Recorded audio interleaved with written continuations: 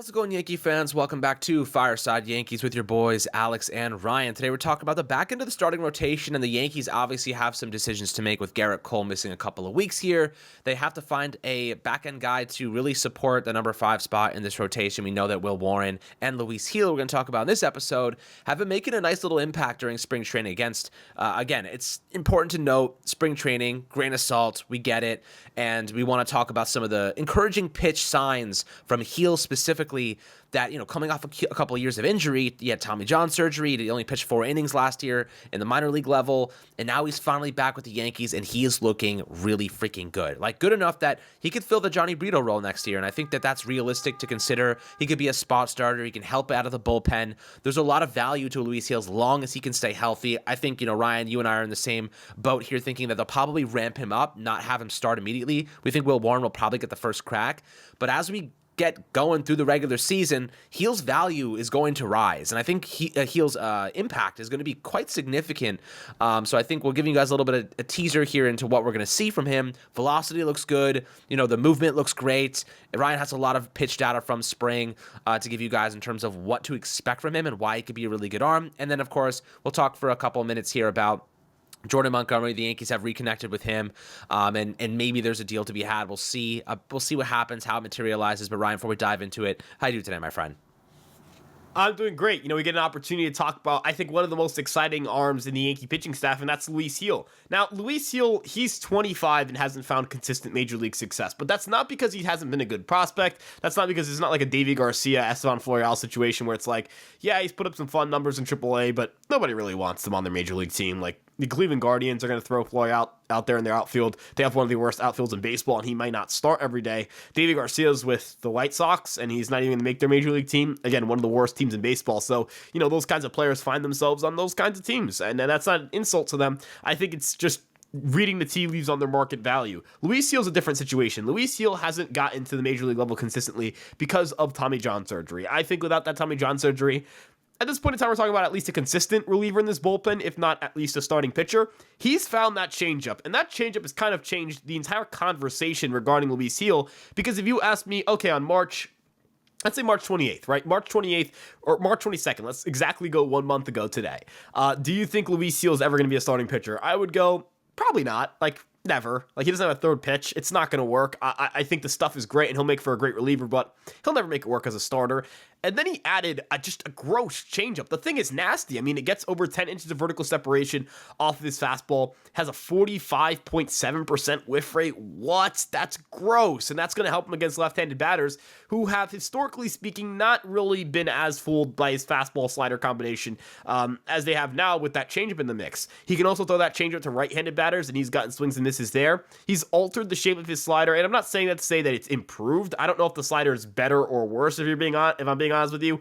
If you ask me honestly, I'd rather him still throw that sweeping slider, but if you look at kind of the history of those kinds of sliders, I'm not saying sweeping sliders make guys get hurt, but Severino talked about the slider being something that caused a little bit of a bark up in his elbow. Potentially Luis Gil's thinking, you know what, I've got a great fastball. The slider that I'm throwing now, it's got less, horizontal movement, sure, but it's still a pretty good pitch. It's still getting a whiff rate of about 33%, and I've got a great changeup. I can get away with this. I just need to be healthy and be around the team and pitch, because whenever he's healthy and pitched, we've always been impressed. Obviously his debut kind of predates you and I consistently doing this show, but I still remember the hype in 2021 when he came up, strikes out a billion guys, obviously had some ups and downs in his starts with the Yankees in 2021, but overall looked extremely impressive. And then he makes a start against Chicago. It doesn't go too well. His AAA numbers weren't that good, and it comes out that he tore his UCL. Was he probably pitching due to some elbow pain? Yeah, right? You don't just, not that you don't just tear your UCL, but sometimes inflammation, soreness, things of that nature can occur before the UCL tear. I think that now that he's finally helping with that changeup, things are going to be nasty for him. He throws a high 90s fastball with great vertical movement. I compared his fastball to Garrett Cole's in a graphic we posted on Fireside Yankees on the Twitter account. By the way, easy plug, you guys should follow us on social media. It's a 1-for-1, right? The great vertical movement. If anything, Luis Gil's fastball kind of profiles a little bit better because of the lower slot release, and he throws it a little bit harder, and it gets a little more vertical movement. So it's like if you took Garrett Cole's fastball and kind of upped up a little bit, a tad bit, the qualities that make for a good fastball, which is a lower release height, Good vertical movement, good velocity, stuff of that nature. We're talking about an 80 grade fastball. Like I don't want to, exaggerate a prospect, because prospects are prospects, young players are young players. They're not going to be superstars in year one unless they're a generational prospect. And Luis Gil is not a generational prospect. This isn't, Adley Rutschman or Julio Rodriguez, but that fastball is that good. And Alex, I think in a reliever role to open the year perhaps, and then maybe transition to a starter's role if the need is there, or if he's built up, or potentially next year, I think that's the route for him. I view him as a future guy in this pitching staff, whether it's a reliever or starter, for a very long time. And looking at the free agents the Yankees have coming up, Clay Holmes, Caleb Ferguson, Jonathan Loaizaga, and Tommy Canley, they're going to need guys to replace him in the bullpen. And Luis Gil kind of stands out as one of those guys immediately who could do that off the jump. Absolutely. I mean, look, the Yankees need to support Luis Gil. And look, the Yankees have had tremendous amount of success finding value in guys that are overlooked. We've talked about Clay Holmes, talked about Ian Hamilton. Will Warren, we interviewed Will Warren. He is really good against right-handed batters. Against left-handers, he's working on it, getting better every single day.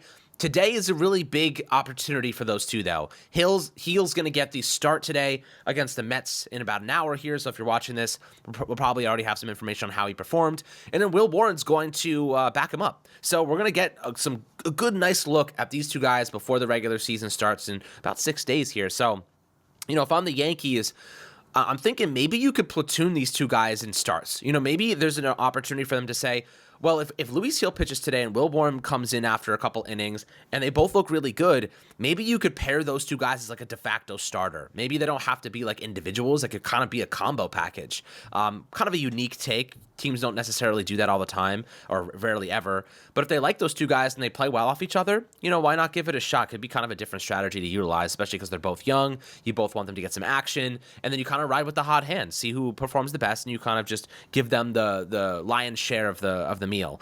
I think that could be a strategy they implement going into the season. Right now, I'm not really optimistic the Yankees are going to be acquiring anybody. We'll talk about Jordan Montgomery here for a moment.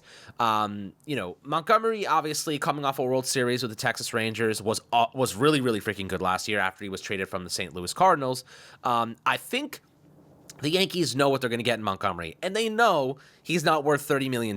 Him and Snell coming off their best season. You're going to have to pay up. Montgomery's 31 years old, or going to be. I just don't see how you can justify paying him $30 million per season. I'm probably more so in the range of like 25 per season on like a shorter term deal. Maybe you're even lower than that than I am. He's not a big strikeout arm. You know what you're getting. They kind of changed up the way he was pitching in terms of his pitch mix, his usage of certain pitches, which impacted his success, which was obviously, favorable for him. And one of the reasons we traded him a couple years ago is because we didn't think he would be a really big impact pitcher for us during the postseason. He ended up being really good for Texas in the playoffs. He stepped up. He has that clutch factor, and we now know that, which I think does give him a little bit more value. What are your thoughts on Jordan Montgomery?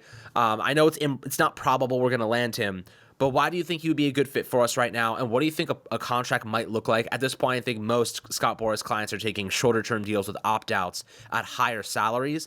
I just don't think he's worth $30 million per season. Yeah, and I fully agree. He is not worth $30 million a season. He should not get the contract that Blake Snell got because he is not the pitcher that Blake Snell is. Now, there are a couple of interesting factors here. Number one, if he were to sign a deal, I think it's like literally the day after opening day, he doesn't have to accept he doesn't qualify for the qualifying offer. I know it's a conundrum, but just follow me here. Doesn't qualify for it at the season's end. I believe if there's an opt-out, that also kind of affects it, and the Yankees can kind of tweak things there. But the big question is whether Jordan Montgomery will take a short-term deal or not, because he's not currently eligible for the qualifying offer and could be if he were to hit the market again. The qualifying offer is voided, or you're no longer qualified for it, if either one of two things happen. Number one, you're traded midseason. That happened to Montgomery. That's why he didn't get it in his first year of free agency. Or two, you've received the qualifying offer before. Even if you haven't taken it, a team has at least offered it to you. So it's a one-time thing, and that comes with draft compensation penalties for the opposing teams, stuff of that nature. Now,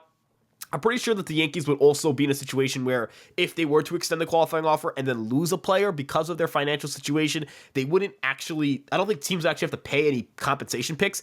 It's a very weird clause. And so perhaps that would be beneficial for Jordan Montgomery to sign with the Yankees because they make so much, or they're going to spend so much money that teams won't have to lose draft picks to get him. They would still have to pay some international free agent money, perhaps, but I don't think they're going to have to go draft picks. And again, that might entice him to actually sign with the New York Yankees. So from Montgomery's standpoint, it makes a lot of sense to go to the Yankees. They need him. They would guarantee him a rotation spot. He's familiar there. He's in his wife is in Boston right now. New York isn't too far from Boston. So from a location standpoint, it wouldn't be the worst thing in the world. Really the thing is the finances, right? What are the Yankees going to be able to do with that luxury tax, that 110% tax on any dollar they spend? That'll make them want to either defer the money, kind of what they did, what the Mets did with JD Martinez, and what the Giants did with the signing bonus for Blake Snell. I think the Yankees should try to do something of that nature. We've seen multiple Scott Boras clients at this point do that, so it wouldn't be crazy to imagine that Jordan Montgomery would do that, especially if he's going to hit the market again and make even more money next year. Look, the Yankees need a starting pitcher. Again, they could just have somebody step up, and that fills the void of needing a starting pitcher. Like if Will Warren steps up, you don't need another starting pitcher externally, at least at that point in time, but you can't assume that. And also other injuries can pop up. You can say, well, if Will Warren's very good, or if Will Warren's pretty good, they don't need a starting pitcher. Well, what if Carlos Rodon isn't that good? Or what if Nestor Cortez gets hurt? Or what if Marcus Stroman struggles? Or what if Clark Schmidt gets hurt or struggles, right? Like, there are so many other things that can happen. It's not like one position. We're not talking about third base or second base, where if Gleyber Torres is Gleyber Torres, I mean, we don't need a second baseman, right? If Anthony Volpe is what we think he can be, we don't need a shortstop. Like, it would be nice to have depth there, but your depth can be a terrible player. Like, Oswaldo Cabrera can be the backup shortstop. I'm not even saying Oswaldo Cabrera is a good player. I don't think he's going to be that much better than he was last year. I think he'll be solid, maybe. I don't know. But he doesn't have to be great because he's not going to be asked to play a ton. Your fifth starter, your fourth starter, your third starter, they're extremely important to your team. So, you can never have too much pitching, and the only thing the Yankees would have to do is pay the 110% tax. There is no draft pick compensation that they have to give up. There is no, international free agent money. The Yankees would just have to give up money. And again, like, they're going to print money this year. This isn't my money. I know that Brian Cashman has to factor into that, and I'm not judging Brian Cashman for not signing Blake Snell or Jordan Montgomery. That ultimately boils down to ownership. And I'm not going to kill ownership after they ran a payroll of over $300 million. I'm not going to kill either party here, but what I am saying is you guys should go after Jordan Montgomery. There's nothing else to lean on. It's just money. And it's clearly going to make you better. And again, the foundation of a playoff rotation here.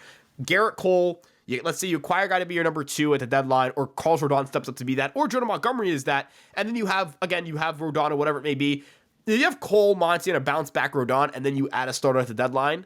That's a great rotation. That you're going to win a lot of games. Just Cole and Monty alone should win you a lot of playoff games.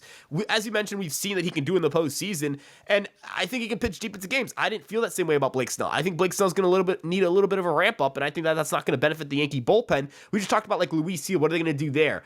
Well, I mean, now you have a situation where, what if it's Monty for 6 innings and then Luis Seal to just close the goddamn game? I mean, that's gross. That's nasty. You're going to get guys out left and right. Those are two completely different looks. You've got a sinker baller with a great curveball and a good changeup versus a guy who's right-handed throwing 98, 99 mile per hour bullets through the zone. You can create a really nice and dynamic pitching staff that has a bunch of different looks. The only concern is really the 3 lefties. Rodon, Cortez, and Monty would be 3 lefties in your rotation. But between you and me, Alex, do we bet on both Rodon and Cortez being very good this upcoming season, and more importantly, being very healthy? Right? That feels like a risky bet in and of itself. If Cortez just isn't that good, cool, you have Monty. If Stroman just isn't that good, cool, you have Monty. If Rodon isn't that good, cool, you have Monty, right? Like, it's a built-in insurance clause if one of your guys don't step up.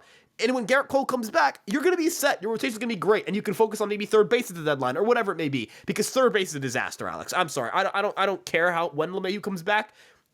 That bone bruise, I feel like, can linger for a while. I'm concerned about third base. I look at third base and I go, that's one oversight of the offseason. They're going to have to figure that out. They don't have a reserved infielder. So I think a lot of focus needs to be poured there at the deadline. Montgomery just gives you insurance. He's such a good start. Just get it done. It's money. It's money. I know it's not going to happen, but it's literally just money. I'll tell you one thing. If the Yankees win a championship this year, they're not going to be worried about money. They're going to be worried about how much money they have. You know, they're going to be looking at their checkbook saying, "Yeah, the extra, 100% tax, we made it back 1,000% fold." You know what I mean? It's going to be very lucrative. Yankee playoff baseball. Not only are the TV networks paying out of their mind for those games, but you're also getting the concessions at the Yankee Stadium. That stadium is going to be packed to the freaking brim with people. Packed to the brim. They're going to have so much. They're going to be selling more food. They could feed half of Africa with the amount of food they're going to sell there. It's going to be insane to see the financial reward of having a damn good team. You know what I mean? And then they're going to have the money to go and get Juan Soto next year if they can do it. I mean, look, the truth is simple. This is all tax deductible for owners of teams, right? If you look at the NBA, and Ryan, you might not even know this, contracts in the NBA, you can deduct from your taxes up to 10 times. I think it's around some multiple of that. Or maybe it's between 2 and 10 times. Either way, it's more than one time. So if you're paying $30 million a year for Jimmy Butler, you actually get to write off $60 million. The tax breaks that owners of teams get are stupendous. Why do you think Steve Cohen bought the Mets? Because he's a Mets fan? No, because he's a freaking businessman, and he wants the tax deductibles from owning the New York Mets because it brings so much economy boosting and value to the city, to the state, to the country. The write-offs are stupendous. I know, Ryan, I see your face right now. You're probably seeing something pretty impressive. They can afford it. Believe me, the tax deductibles they get from it, they're not worried about luxury tax threshold. It's something else here. I don't think it's that big of a deal. What do you have to say about it? I know you're reading something right now. Yeah, so I mean, not only just that, like the other thing I was thinking, you said like feed like half of Africa. They could feed like an entire. They might be able to like fix whole world hunger with the money they can invest. Like they might be able to fix that. Like the Yankees have an unbelievable amount of money. I mean, we're not talking about. Oh yeah, they make like I understand stadium depths. There are a couple things there. They are still paying, I think, bonds on Yankee Stadium. That's a factor here. I understand that. But like they're gonna make so much money this year. Like I think they made $800 million last year. They're gonna make. I mean, that's last year. Last year sucked. You know what I mean? Last year stunk. That stunk. It stunk so bad it hurt my throat to say stunk. It like I like it genuinely. I'm like a little bit concerned. Anywho, but they're gonna make a ridiculous amount of money this year, Alex. A ridiculous amount of money this year. And again, if they win the World Series, oh my goodness, you know how much money you're gonna make? And Monty can just opt out. And look, there is one risk here. It's that he doesn't opt out because he isn't very good. That could happen, and I recognize that. But that's why you would want a shorter term deal. You'd want that insurance that like if he's bad, it's only for one more year. And if if you're talking about him just opting out, sayonara, Monty, love you, buddy. Go make your money. We're not going to give you that money, but go make that money somewhere else. Good job, my man. Like I love Monty. Don't get me wrong. I want him to go make his bread, but that is not going to happen this winter. And then furthermore, as we kind of get into the financials of this, I mean. Alex, I'm not trying to sit here and say that like the Yankees owe anything to us. Like technically speaking, they don't. Like legally speaking, they don't. How much money does it cost to go to a Yankee game? How much money does it cost to get food? I'm not calling them cheap. They're not like they spent $300 million this year. They are not cheap. This is not a cheap franchise. Hal Steinbrenner is not a bad owner. Like there are bad owners, and it's not Hal Steinbrenner, right? But with that being said, come on, he's literally like I'm not saying go out and sign a guy whose market is robust and everyone's in and get into the bidding. No, I'm talking about a guy who you can get below market value. I'm going to say, and this is kind of like my last thought here. Matt Chapman signed for $18 million a year for 3 years. Given what we know now about third base, that doesn't seem too bad for the Yankees. That's a missed. I'm sorry. I'm going to call it a missed opportunity. They didn't believe in Peraza to be the backup infielder, and they didn't get a backup infielder. I'm sorry. That's a missed opportunity. Blake Snell ended up signing for 2 years, $61 million. If you told me in the beginning of the offseason that Blake Snell would have signed for that money, I would have told you, yeah, the Yankees should be all over that. Don't even get Yamamoto. Go get Snell for 2 years, because then you can set up your money to get Soto long term, right? That is a steal. It is something you cannot get on the market usually. This is a discount. This is a once-in-a-lifetime opportunity to acquire a middle-of-the-rotation starter for a 1-year commitment, and they're not old, and they're not broken. They're just not good enough to get a 7-year deal, and the entire market is being cheap. Take advantage. You got one guaranteed year of Juan Soto. One. Just one. That's it. That's all you got. You can sign him obviously after this, but that is not a guarantee. We talk about shout out Fireside Bets. We're talking about probability here. It's less than 100% that he plays for the Yankees next year. Why are we talking about setting up for the future, this and that. You get 1 year with Juan Soto. You're all in. I'm going to quote Skip Baylesson here. All in my ass if we're talking about the finances and shit like that. All in my ass. Pause. My point is, it's an all-in year, right? It's an all-in year. He doesn't cost draft picks. I understand how important those are. He doesn't cost international free agent money, considering Roki Sasaki might be a free agent next year. That's pretty important. He just costs tax dollars. Like, just get it. Like, I love Luis Seal. I know this is a Luis Seal episode, and Luis Seal's a good pitcher. But think, like, he's your 7th starter. Luis Seal's your 7th starter. This team's stacked if you've got that going for you. So let's just get this done. It's just money. How? Be the bread man. I'll pay $80 for a chicken bucket. Get it done. I'll pay $80 for a chicken. Charge us $90, $100. Just get this done. Yeah, I'm 100% clipping that and posting that everywhere. We definitely feel a certain way about getting Jordan Montgomery. Yeah, the Yankees can afford it. And by the way, I was just reading about it while you were talking. Guy, if you buy an MLB team, you can write off the entire purchase price from your taxable income. So if you're Steve Cohen, he didn't buy the Mets because he was a Mets fan. He bought the Mets because he got to write off the billions of dollars from his taxable income, right? That's why he bought the Mets.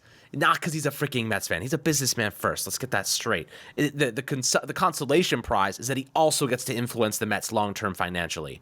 So it's crazy, the amount of benefits that you get from owning a team. Steinbrenner is making money hand over fist.